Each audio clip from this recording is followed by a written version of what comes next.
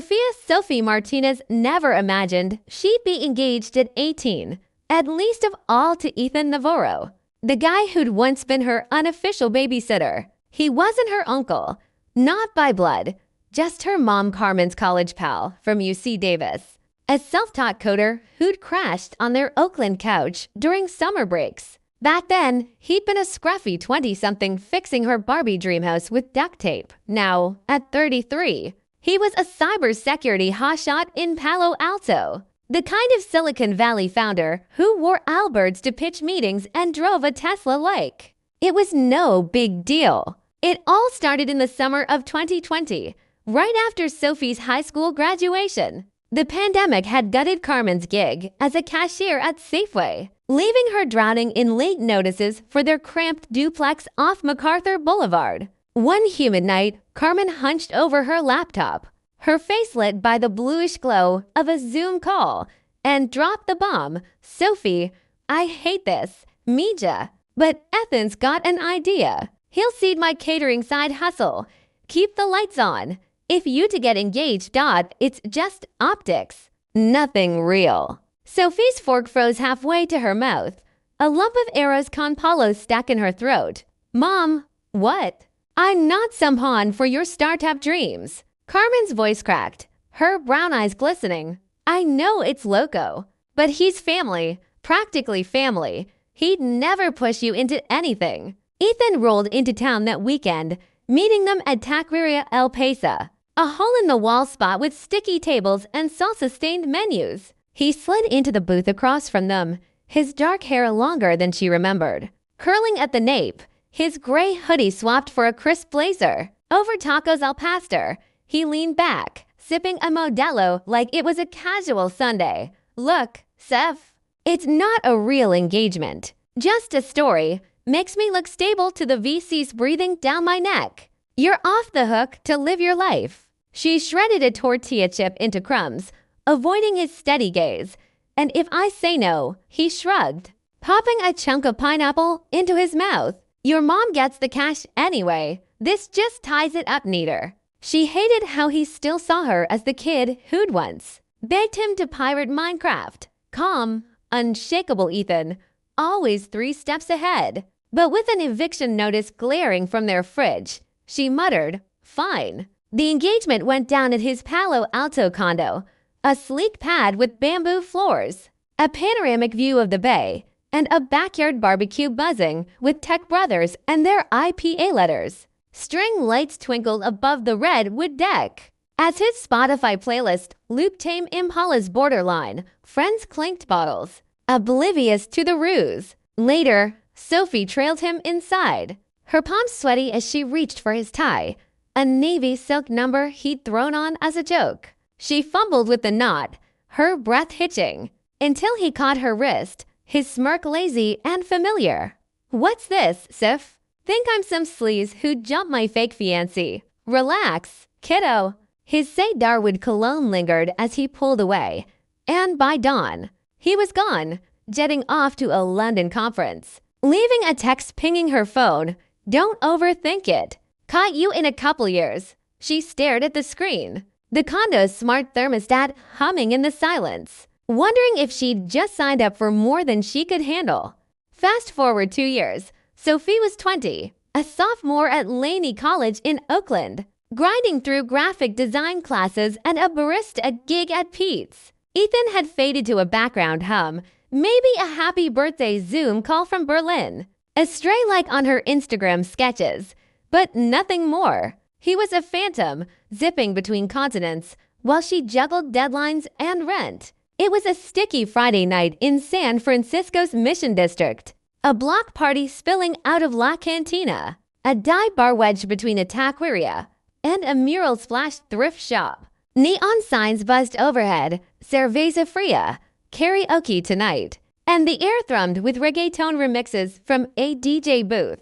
Sophie was there with her crew, Leela from her topography class, a couple other art majors, all sipping horchata-spiked cocktails under strings of Papal Picado. She'd just posted a blurry Insta story, "Friday vibes," sending help, when Jake Russo sauntered over. Jake was a senior at SF State, A film major with a TikTok following pushing 50K. All tousled curls and a vintage leather jacket he'd thrifted for the aesthetic. He leaned in close, his breath minty with a hint of tequila, as someone nearby aimed a phone. Live streaming to a chat blowing up with heart emojis. Sophie, been meaning to say this. He started, voice smooth like he'd rehearsed it. I'm into you. 4 years older's no big deal, right?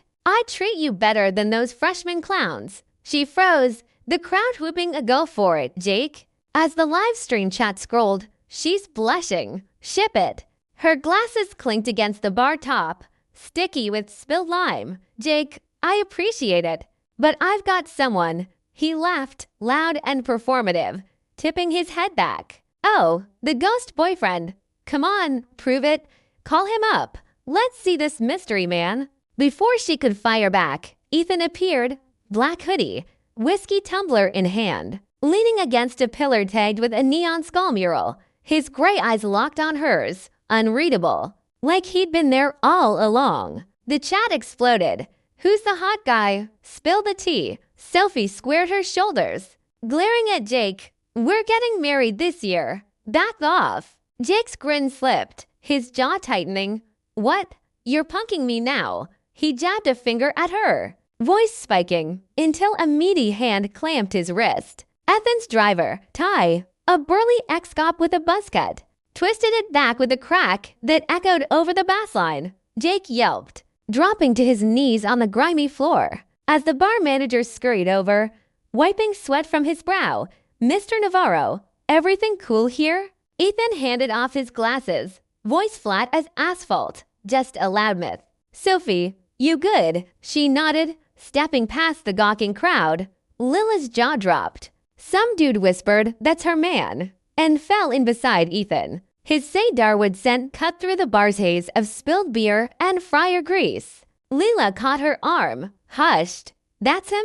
Sophie shook her head. Family friend. Long story. Ethan's jaw ticked, but he stayed quiet, leading her to the curb where his Tesla idled, its going doors hissing open under the street lights. She glanced back, Jake cradling his wrist, the live stream still rolling, and wondered how the hell Ethan always showed up when she least expected it, grinding through graphic design classes and a barista gig at Pete's. Ethan had faded to a background hum, maybe a happy birthday Zoom call from Berlin, a stray like on her Instagram sketches, but nothing more. He was a phantom, zipping between continents while she juggled deadlines and rents. It was a sticky Friday night in San Francisco's Mission District, a block party spilling out of La Cantina, a dive bar wedged between a taqueria and a mural-splashed thrift shop. Neon signs buzzed overhead, Cerveza Fria, karaoke tonight, and the air thrummed with reggaeton remixes from a DJ booth.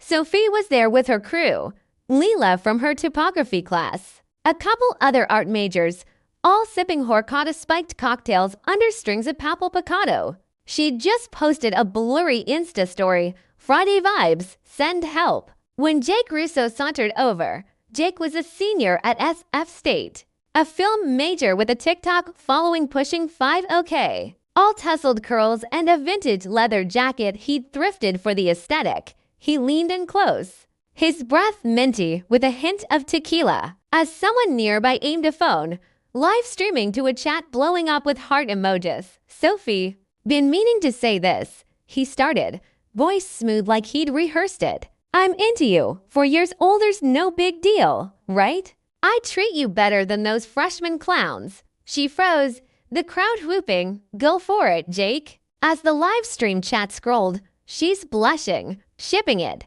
Her glasses clinked against the bar top, sticky with spilled lime. Jake, I appreciate it, but I've got someone. He laughed, loud and performative, tipping his head back. Oh, the ghost boyfriend.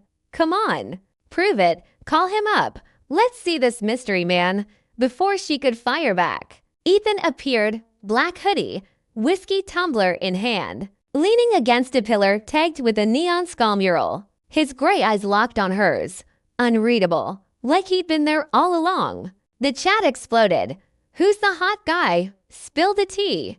Sophie squared her shoulders, glaring at Jake. "We're getting married this year. Back off." Jake's grin slipped, his jaw tightening. "What? You're punking me now." He jabbed a finger at her, voice spiking, until a meaty hand clamped his wrist. Ethan's driver, Ty, a burly ex-cop with a buzz cut, twisted it back with a crack that echoed over the bass line. Jake yelped, dropping to his knees on the grimy floor. As the bar manager scurried over, wiping sweat from his brow, "Mr. Navarro, everything cool here?" Ethan handed off his glasses, voice flat as asphalt, just a loudmouth. "Sophie, you good?" She nodded, stepping past the gawking crowd. Lila's jaw dropped. Some dude whispered, "That's her man," and fell in beside Ethan. His Say Darwood scent cut through the bar's haze of spilled beer and fryer grease. Lila caught her arm, hushed. "That's him?" Sophie shook her head. "Family friend. Long story." Ethan's jaw ticked, but he stayed quiet, leading her to the curb where his Tesla idled, her gull-wing doors hissing open under the street lights. She glanced back, Jake cradling his wrist, the live stream still rolling, and wondered how the hell Ethan always showed up when she least expected it. The Tesla's interior glowed with soft blue LEDs as it glided down Highway 101, its autopilot humming a steady rhythm. Sophie sank into the leather seat, scrolling X on her phone to dodge the weight of Ethan's presence beside her. He rubbed his temples with one hand, the other resting on the armrest, his knuckles still tense from the bar. She stole a glance. His dark hair was mussed from the night, his hoodie sleeves pushed up to reveal a faint tattoo peeking out. Binary code from some app he'd coded years ago. Jet-lagged clung to him like a second skin. He'd probably just landed from somewhere overseas. Finally, she broke the silence, her voice small. "You okay? I could, rub your head or something." He chuckled, low and gravelly, the sound rumbling through the quiet cabin. "Rough week." "Red, I from Heathrow. Haven't even posted about it yet." She hesitated, then climbed onto her knees, brushing her thumbs against his temples. His skin was warm, stubble grazing her fingertips. And up close, he was stupidly handsome, sharp jaw, gray eyes that caught the dashboard light like storm clouds. She'd always known he was good looking, but this close, it hit different, like a filter-free Instagram post you couldn't scroll past. A semi-truck blared its horn outside, swerving too close. The Tesla jolted, and Sophie lurched sideways. Ethan's arms shot out, catching her and pulling her onto his lap.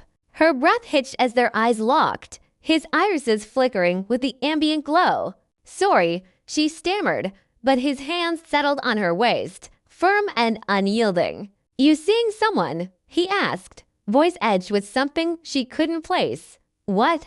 Her brain short-circuited, his Say Darwood cologne fogging her thoughts. He tilted her chin up with his thumb, steadying her like she was a bug under a microscope. "Thought I raised you better than to ditch me for some film school poser." Her face burned, heat creeping up her neck. "I'm not ditching. I'm at yours, okay? Not going anywhere." He paused, then brushed his lips against her hair. Barely a kiss. More a whisper of contact that sent static down her spine. "That's my girl," he murmured, and she felt it in her chest. A quiet thud she couldn't shake. The car pulled into his Palo Alto condo's garage, the doors hissing shut behind them. She'd texted the housekeeper earlier, "Guest room, please." But Ethan ignored it, trailing her up the stairs to the master suite. The room was all clean lines and glass, bamboo floors, a king bed with crisp white sheets, floor-to-ceiling windows framing the Bay Bridge's distant twinkle. She stood there, heart hammering, and reached for his tie again, a casual silk thing he'd swap into post-bar. Her fingers shook as she tugged at the knot. This time, he didn't stop her, just watched with those unreadable eyes. "Still scared, huh?" he said, catching her wrist mid-motion, his voice soft but probing. "Not scared," she whispered, swallowing hard. "Just nervous." He lifted her hand, pressing a feather-like kiss to the inside of her wrist. Her pulse jumped under his lips, and he lingered there, gray eyes flicking up to meet hers. "No rush, Sif," he said, letting go. She nodded, muted, and when they climbed into bed, she curled against him. His heartbeat steady under her cheeks. The city lights a silent witness beyond the glass. Ethan Navarro wasn't family. Not really. He was just Carmen's lifeline after Sophie's dad split when she was 3, leaving them in that drafty Oakland duplex with peeling paint and a leaky roof. Back then, Ethan was a broke UC Davis dropout crashing on their couch, teaching himself Python while Sophie toddled around, spilling juice on his thrift store jeans. She dubbed him to Ethan at 5, a nickname that stuck through summers of him fixing her busted toys and sneaking her extra churros from the corner bodega. He'd been her stand-in big brother until 2020 turned everything upside down that summer. Sophie had fought the engagement teeth and nails. "Mom, I'm not marrying some guy for cash. I'm 18, she'd yelled, slamming her bedroom door so hard the frame rattled. But Carmen's hands trembled as she showed the foreclosure notice, her voice breaking. "It's this or the street, Mija." Ethan's deal was their only outie funding Carmen's catering dream in exchange for a fake engagement. After the barbecue, he'd kept his distance. 2 years of sporadic texts, "You good?" A Venmo for her textbooks once, nothing more. Sophie figured he'd written her off as a kid he'd humored until La Cantina flipped the script now. Sprawled in his Palo Alto master suite, she laid against him, the Bay Bridge glittering like a postcard outside, his arms draped over her, fingers tracing lazy circles on her shoulder, and his voice cut through the dark. "You want to do this for real someday?" She nodded, sleepy, her cheek pressed to his chest. "Yeah, someday." His heartbeat thumped steady under her ear, a rhythm she hadn't noticed before. He didn't push, just pulled her closer, and she drifted off. The hum of the condo's smart thermostat fading into the background. Next morning, she woke to an empty bed, sheets cool where he'd been, the faint scent of cedarwood lingering. A note sat on the counter beside his steaming coffee pot. "Coffee's on. Don't burn the place down." She grinned, snapping a selfie with the mug, messy buns, bleary eyes, and posted it to her Insta story. "Survived the night. Sent caffeine." Her phone buzzed almost instantly. Ethan's handle, @Navarro.eth. Dropping a fire emoji in the comments. She rolled her eyes, but her chest warmed anyway. Later, she scrolled X at the kitchen island, replaying the bar chaos, Jake's wrist, T's cold efficiency, Ethan's quiet fury. It all felt surreal, like a scene from one of her design class short films. She'd cut Carmen off months ago, tired of the guilt trips. But Ethan, he was still here, a tether she hadn't expected to need. Her phone pinged again, a text from him. "Lunch meeting in Selma.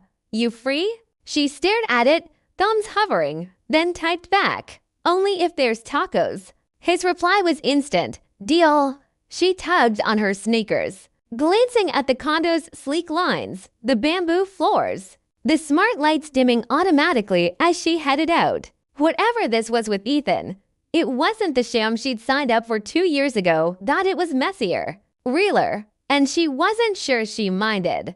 Weeks after the Mission District showdown, Sophie was knee-deep in midterms at Laney College, her sketchbook littered with half-finished logo designs and coffee stains. She'd settled into a rhythm, classes, shifts at Pete's, late-night Photoshop sessions, while Ethan flickered in and out of her life, like a spotty Wi-Fi signal. A text here, a Zoom call there, but nothing steady.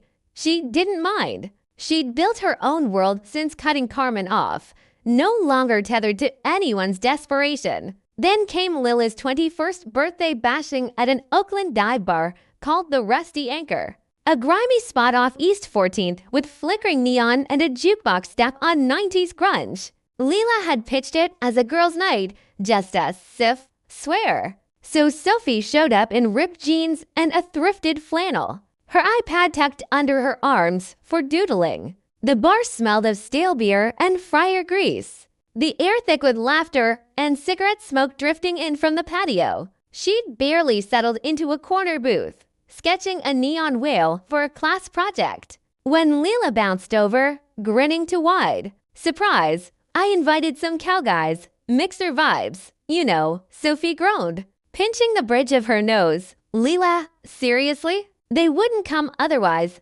Leela pleaded, hands clasped. Just stay, please. I'll keep him off you. True to her word, Leela played buffering, flirting with two frat boys at once while Sophie nursed a Sprite and scrolled X. Then Max Carter slid into her booth, a finance major with a slick fade and a chain necklace, oozing East Bay swaggers. He pushed a mojito across the table, the ice clinking against the glass. Lighten up, Sophie. One drink won't kill you. Your boyfriend won't care. She eyed the drink, then him. I'm good with this, she said, sipping her Sprite. But he leaned closer, smirking. Come on, live a little. Against her better judgment, she took the mojito, lime and mint cutting through the bar's haze, and downed a gulp. Minutes later, her head swam, the room tilting like a bad VR game. Max's grin widened, too smug, and he draped an arm around her shoulders. Let's step outside, get some air. Her legs wobbled as he half-dragged her from the booth. Leela waving obviously from across the room. Then the door banged open, and Ethan stormed in. No tie, just a black hoodie and a glare that could melt steel. He crossed the bar in 3 strides, kicking Max square in the chest. The guy crumpled, gasping. As Sophie stumbled forward, Ethan caught her, his arms a solid anchor in the spinning chaos. His voice sliced through the noise, cold and precise. Ty, handle him. Cops can sort it out. Ty materialized, buzz cut, biceps like tree trunks, hauling Max up by his collar. Please, man. I didn't. A Max's please faded as Ty dragged him toward the exit. The bar's neon buzzing overhead. Sophie pressed her forehead to Ethan's chest, his cedarwood scent grounding her. Leela gaped, mouthing what the hell. But Sophie just clung tighter, the world blurring at the edges. Ethan scooped her up, carrying her past the gawking crowd to the Tesla parked out front. The going doors hissed shut, sealing them in silence, and she slumped against him, the drugs heat clawing at her skin. Ethan, she mumbled, barely coherent. He brushed her hair back, his jaw tight. Hang on, Soph.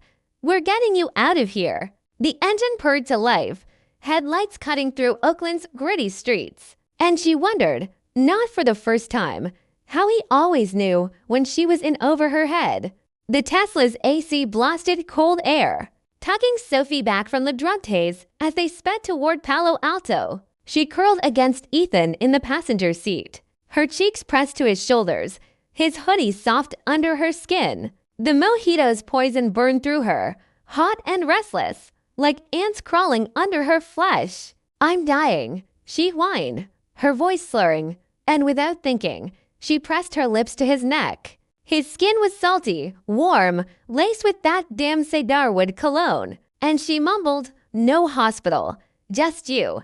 He tensed, his breath catching for a split second, then rasped to the driver, home now. Ty nodded from the front, the partitions sliding up with a soft click, leaving them in a cocoon of leather and let glow. Sophie's hands fumbled, clutching his hoodie as she kissed his jaw, sloppy and desperate. Ethan gripped her waist, pulling her closer, then pinned her against the seat, his gray eyes dark, pupils blown wide. He kissed her hard, teeth grazing her lips, and she melted into it. The drugs amplified every touch until her lungs burned. They stumbled into his condo, the smart lights flickering on as he kicked the door shut. He hoisted her onto the kitchen island, black marble cold against her thighs, and kissed her again. Slower this time, prying her mouth open with a hunger he'd never shown. Her flannel hit the floor. His hoodie followed.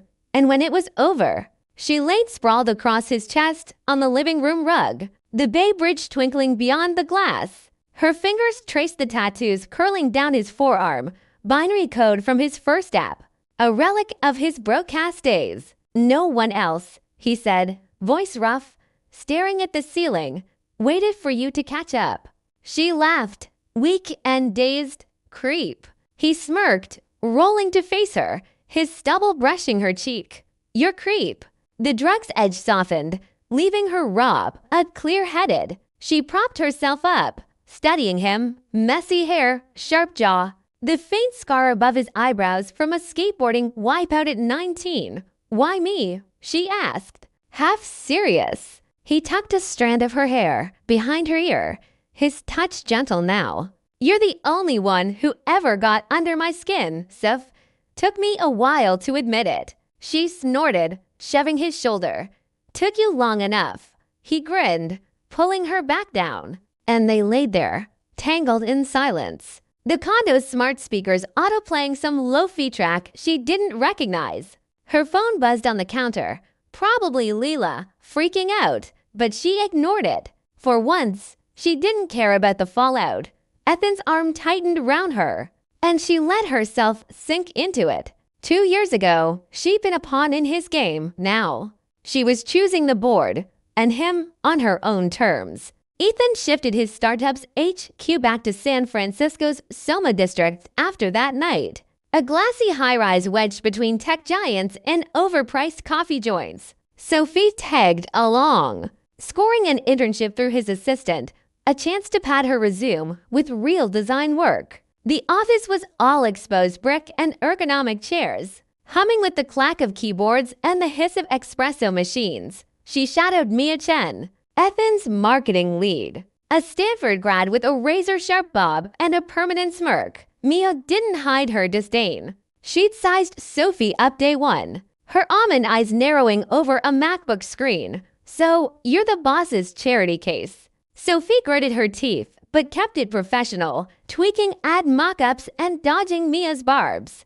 3 weeks in, tension snapped. It was a Thursday, the office half empty as folks worked remote. And Sophie was hunched over her desk, tweaking a logo in Illustrator. Mia loomed over her, arms crossed, peering at the screen with a scoff. "Seriously, Sophie? This is what you've been doing all day? Doodling whales?" Ethan deserves better than some community college kid coasting on his dime. Sophie's stylus froze mid-stroke, heat prickling her neck. "I'm not coasting. I'm here to learn. And I'm not some kid." Mia's laugh was brittle, her heels clicking as she paced. "You're a leech. He's slumming it with you. Some Oakland girl who lucked into his orbit. I've been grinding for years to get where I am." Before Sophie could snap back, Ethan's voice cut through the hum. He'd slipped in unnoticed, leaning against the doorway in a black button-down, sleeves rolled to his elbows. "Mia," he said, calm but icy, "step outside." She froze, her smirking faltering, then followed him to the hall. Sophie caught snippets through the glass partition. Ethan's low growl, Mia's clipped protests, until he strode back in alone, his jaw tight. He dropped into his chair, spinning a pen between his fingers, and glanced at Sophie. "She's out. Done talking shit about you." Sophie blinked, stunned. "You fired her. Just like that?" "She crossed a line," he said, shrugging like it was nothing. "You okay?" "Yeah," she mumbled, still processing. Mia's footsteps echoed down the stairwell. Her exit final. That night, the office emptied out, lights dimming automatically, the city skyline glowing through the blinds. Ethan lingered, glasses perched on his nose as he skimmed reports. Sophie wandered over, perching on his desk, her sneakers dangling. "You didn't have to do that," she said, picking at a loose thread on her jeans. He looked up, smirking. "Yeah, I did." She rolled her eyes, but her stomach flipped when he tugged her closer, his hands sliding to her hips. "You're troubled," he muttered, kissing her slow and deliberate, the desk creaking under her weight, papers scattered, some pitch decks he didn't care about, and the blinds rattled. As he pulled her down, the city lights spilling over them like a neon blanket. After, she sprawled across his chest on the leather couch in the corner, her breath evening out. "You're insane," she said, tracing the tattoo on his arm. "Firing Mia, this... What's next?" He chuckled, brushing her hair back. "Whatever keeps you around, Soph." She shoved him playfully, but stayed put, the hum of Soma's traffic a distant pulse. Mia's words lingered, leech, slumming it, but Ethan's choice drowned them out. For once, she felt like she belonged here, not just as a shadow, but as something more.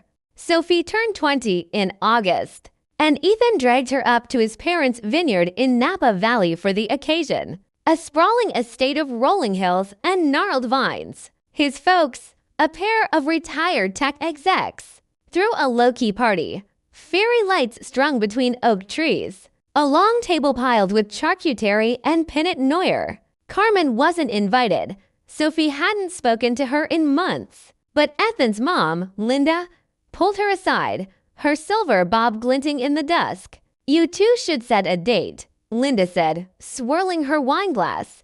"No point dragging this out." Ethan, lounging by the fire pit in a gray Henley, waved it off. "She's still figuring herself out. No rush." Sophie didn't argue, but she'd been planning something. For months, she'd hustled freelance design gigs, logos for local cafes, flyers for student bands, saving every dime in a PayPal account. She'd skipped lattes and late-night Uber rides to afford a pair of silver bands. From a jeweler in Berkeley, simple, no diamonds, just sleek lines etched with a tiny wave pattern she designed herself. They'd been burning a hole in her backpack for weeks. That night, after the guests trickled out, she tugged Ethan away from the fire pit, leading him to a hill overlooking the vineyard. The sky was clear, the Perseid meteor shower streaking above, pinpricks of light flashing through the dark. She'd read about it on X, planned the timing down to the minute.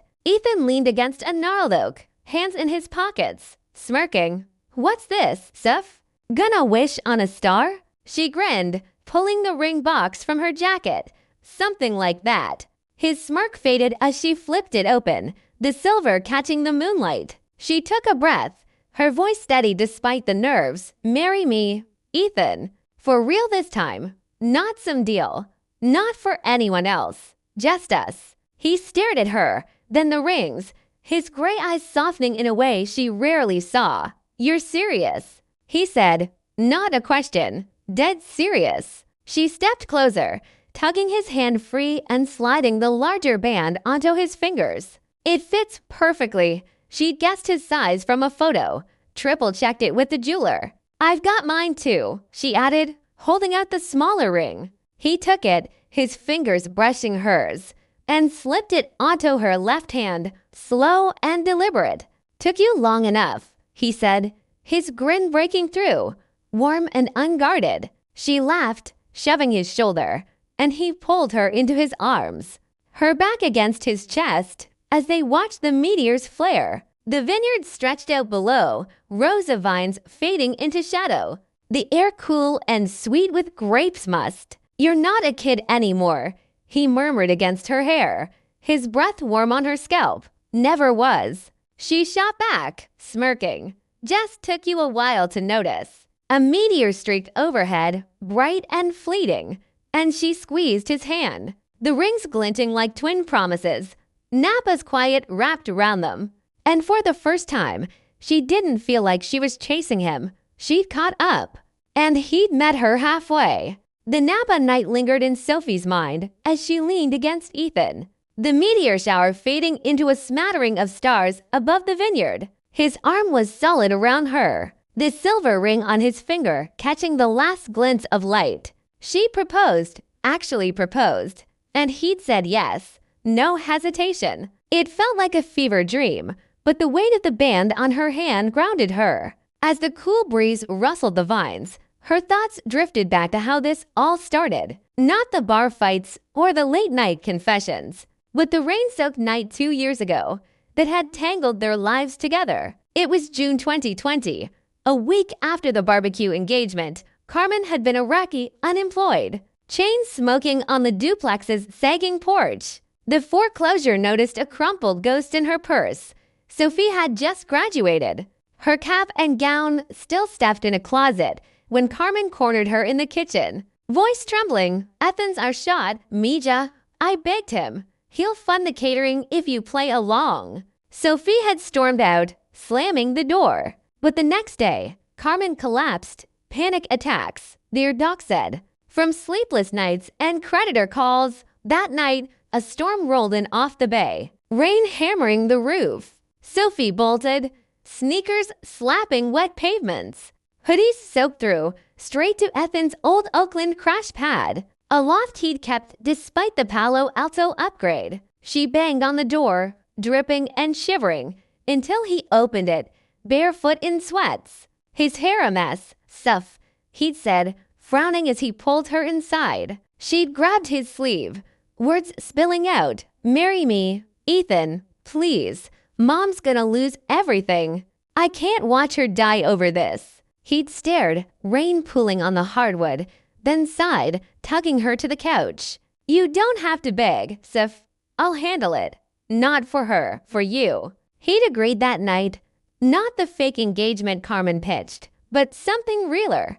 A promise he'd kept quiet. Next day, he'd wired Carmen the cash, no strings, and told Sophie to crash at his place until she figured things out. She'd slept in the guest room, waking at 3 a.m. from a nightmare, her mom's voice, the bank's threats, a faceless figure dragging her away. She'd stumbled to his door, tears streaking her face, and he'd let her in, sitting up with her on the couch, wiping her cheeks with his sleeves when the tissues ran out. You're not alone, he'd said, voice steady. I've got your back. Always will. Now, in Napa. Sophie tilted her head against his chest, the memory sharp but soft-edged. You remember that night? She asked, her voice barely above the crickets. Ethan nodded, his chin brushing her hair. Yeah, Dot, you were a messy not and all. She elbowed him, laughing. Jerk. You still said yes. Couldn't say no, he admitted, quieter. Not to you. She twisted to face him, the vineyard sprawling dark and endless behind her. I didn't get it then. Why you do that? Thought it was pity. He smirked, brushing her cheek with his thumb. Never pity. You've always been tougher than you think, Soph. I just didn't want you to break before you figured it out. The realization hit her slow, warm. She hadn't just begged him into this. She'd chosen him, too. Somewhere between the rain and the rings. Not out of debt or guilt, but because he'd been her rock when the world caved in. She kissed him, quick and fierce, tasting the pennant on his lips. Thanks for waiting, she said, pulling back. He grinned, tugging her closer. Worth it. The stars blinked above, and she knew this wasn't the end of their story, just the roots of something deeper, growing wild and free.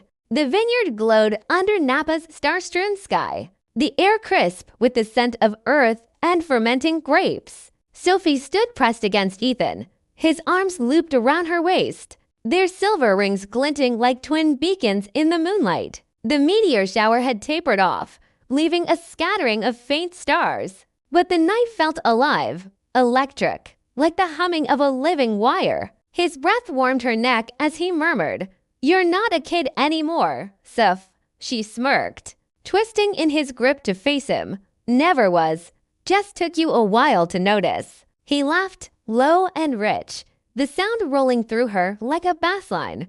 His gray eyes caught hers. Softer now, stripped at the guarded edge he'd worn for years. She traced his jaw with her fingertips, stubble rough under her skin. The faint scar above his brow, a quiet story she'd never asked about. 2 years ago, she'd been a scared 18-year-old begging for a lifeline. Now, at 20, she'd flipped the script, and he'd met her halfway. Still can't believe you bought these, he said, lifting her hand to inspect the ring. It's with etching subtle, but deliberate. Her design, her mark. Saved up for months, she said, proud.